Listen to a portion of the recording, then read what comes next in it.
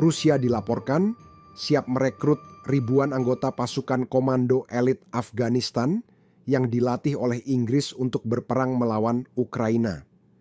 Hal itu disampaikan media Inggris, The Independent, bahwa pasukan khusus ini awalnya dilatih dan didanai oleh Inggris untuk melawan Taliban.